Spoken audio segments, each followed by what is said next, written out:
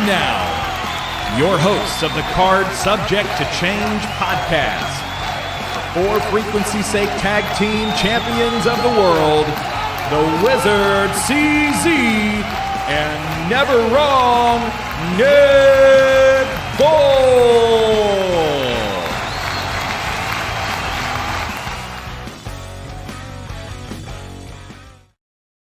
Hello, one and all, and welcome to another exciting edition of the podcast by the fan, for the fan. Of course, I'm talking about the Card Subject to Change podcast.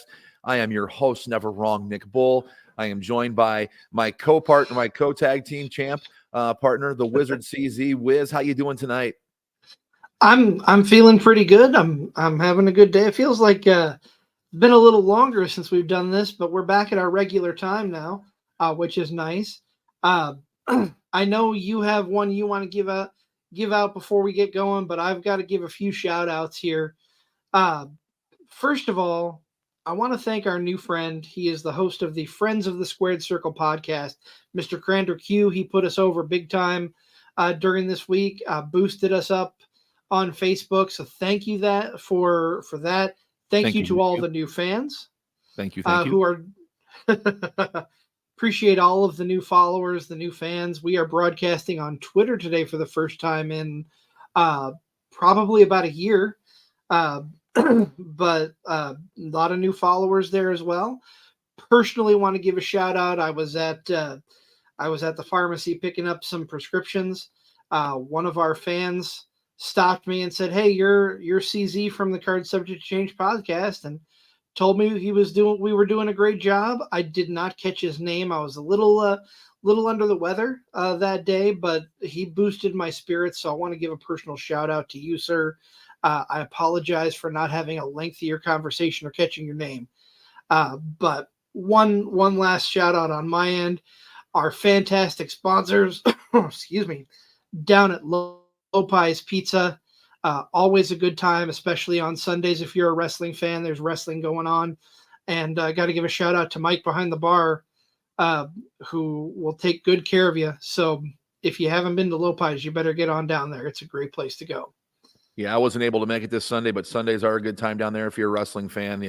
If not, just to go watch the wrestling on the TV, but to hear the wrestling chatter, and especially after a show after last night at SCW Pro where we ran into our friend Stryker. I wanted to give a shout out to Stryker. We were able to meet up with him, chat with him, get a quick picture with him.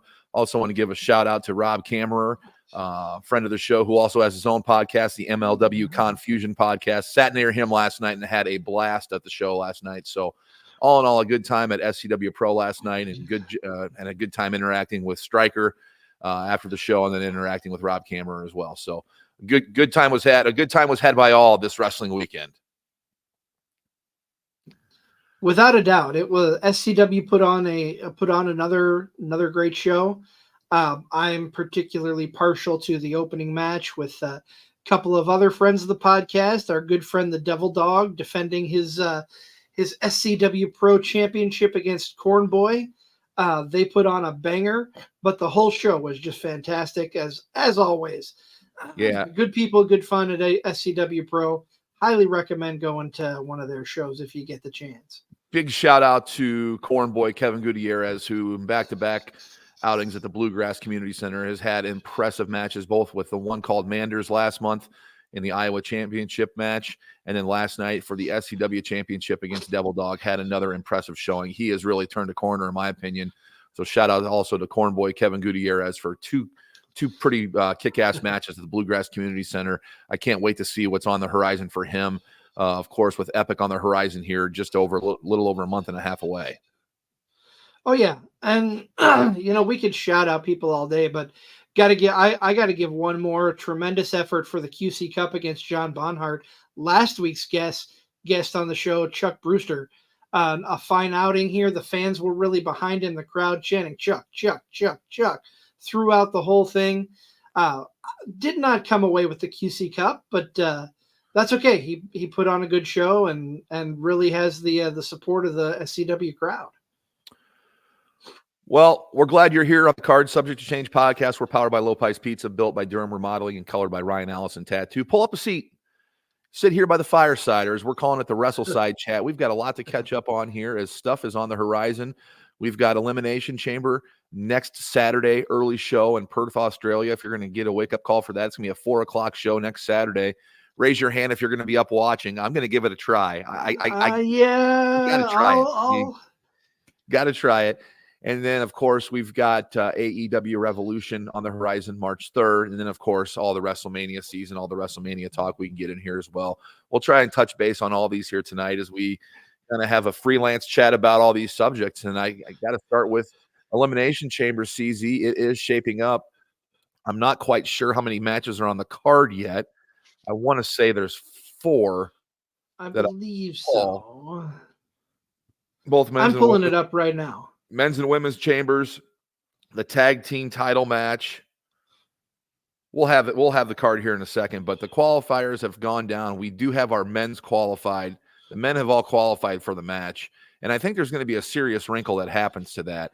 Sami Zayn did not qualify for the Elimination Chamber, but I've got a hunch. I've got an inkling, CZ. I've got this funny feeling that he is going to be in that match somehow. Somebody is going to get knocked out of that match. We've seen it in the past where people have gotten jumped on the way to the ring, to the Elimination Chamber, or something's happened backstage and they have someone fill in. I've got a feeling he's going to be in that match somehow.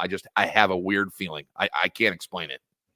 Okay. I can make an argument for who, and this is not to take away from him. I want to see him in the Elimination Chamber, but I can make an argument and possibly a WrestleMania prediction with a matchup.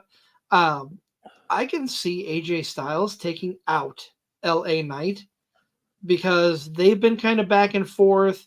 I know that Knight kind of cost AJ Styles his qualifying match for the Elimination Chamber. Not directly, but there was some interference and possibly a water bottle poured onto AJ's face during that match in SmackDown. So I kind of see foreshadowing about them having a match at WrestleMania. So I could see AJ taking out LA Knight. And I see Logan Paul taking out KO, and Logan Paul and KO picking up their rivalry at WrestleMania. It ended kind of shady with the brass knuckles at the Royal Rumble. There's still a lot to be left for that feud, I think. And what better replacement for KO getting knocked out of the Rumble, getting knocked out of the Elimination Chamber than Sami Zayn filling his spot. So that's kind of how I see it. I like how we both have 2 different approaches to it. Who are the 6 men in the Elimination Chamber? Kind of a unique field once you put all these 6 guys together, CZ. It really is. You've got Drew McIntyre, Randy Orton, Bobby Lashley, LA Knight, Kevin Owens, and Logan Paul. I find it interesting Logan Paul's in there as the U.S. champ. His WrestleMania opponent will get set up here in this match, whether it's KO, whether it's LA Knight. It's going to be one of those 2, I feel. Yeah. Something will happen there. So I don't see Logan Paul winning this match. I would say if there's odds, written by those guys, I would say Drew McIntyre is your odds-on favorite to win this match if you look at those names on that paper. I think so. They've been building the rivalry between Seth and Drew. I've heard speculation that Sami might get thrown into that match, making it a triple threat somehow, but that's just speculation. I don't know. It'll be interesting to see how things shake out, and this event in Perth is going to answer a lot of questions and hopefully set up. Obviously, it's going to set up the World Heavyweight Championship match, but hopefully it'll set up a few more matches, which we do have the Women's Elimination Chamber, and that's going to answer who's facing Rhea Ripley for her title. So far, it's Becky Lynch, Bianca Belair, Liv Morgan. Your favorite, Tiffy time. It's Tiffy time. Naomi. It's always Tiffy time on this show, if you ask me. That's fair. Naomi is number 5, and the number 6 competitor is yet to be determined. There is a battle royal that is happening, I believe, tomorrow on Raw that will determine the 6th. Yeah. Yep. Yeah, I would say Obviously, I'm leaning if you towards put odds Becky. on paper again on these ladies, I would say Becky Lynch is your odds-on favorite to win this match, but a lot can happen. Maybe we see who Bianca's dance partner is for WrestleMania coming out of this match, as she really hasn't been previewed for a match. She's high profile and doesn't have a match yet at Mania, so a lot of smoke. When the smoke clears from the Elimination Chamber and in the event in Perth, Australia, we'll have more matches on there. But right now, I think Becky's the odds-on pick to win the women's match. I don't know if there's anybody else that's going to steal the show from her in this one. Can I just say, if Bianca does not win the Elimination Chamber, this will be the first time in the last 4 WrestleManias she has not competed for a championship. Wow. So for the last 3 years, she's competed for a championship. Okay. So 37, 38, 39. So she is going for her 4th WrestleMania in a row competing for a title. And a very interesting, good tidbit there. Maybe she is the winner. Maybe she upsets Becky. Maybe Becky, Bianca, and Rhea turns into a triple threat. We haven't had a women's triple threat since 35. So maybe that's the way they go. They've got plenty of time after Elimination Chamber to set up a triple threat if they want, with WrestleMania not until early April. So that very well could be a triple threat on the women's side. And we're talking about all these competitors possibly facing Rhea Ripley, but who knows if that's who will be champion coming out of Elimination Chamber. Rhea is defending against Nia Jax. Yeah, Nia's been billed and touted as the biggest threat so far to Rhea's reign. Rhea has just been champ for just under a year.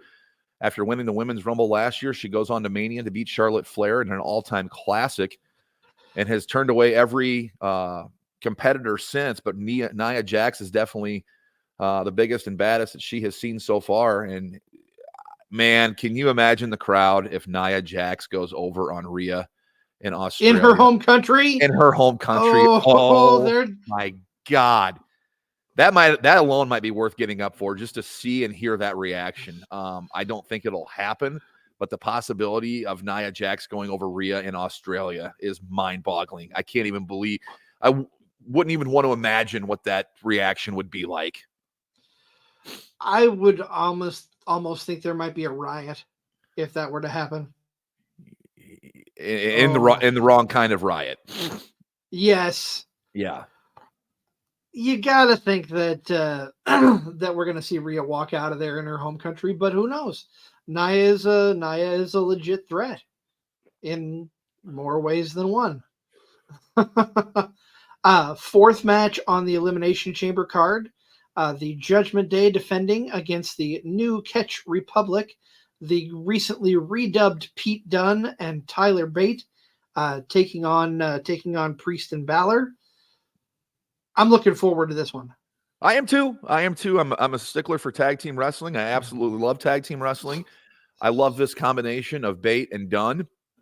They finally have something for these guys to do that's not just on NXT. They've got them on the main card now, and they've got them in a high-profile match in Australia on a pay-per-view. So props to WWE for getting this match lined up. Usually I'm not a fan of 2 single stars as a tag team, but Priest and Balor have really blown that prototype away. They've become a fully ingrained tag team, whereas I look at them and I think of them now as a tag team. I know Senor Money in the Bank's got the briefcase. I understand that he's got a path, at some point that's going to lead him to the singles route, but he and Finn Balor together, I love them as a tag team. The match a few weeks back, the night after Royal Rumble with DIY, was amazing on Monday night. That's why I thought we would see DIY win this tournament instead of the New Catch Republic, but fresh faces are in there. I'm really excited for this tag team match. Outside of the men's chamber, it might be the match I'm looking forward to the most on this card. I really am interested to see what route they go, especially when you've got Senor Money in the Bank also as one half of the tag champs.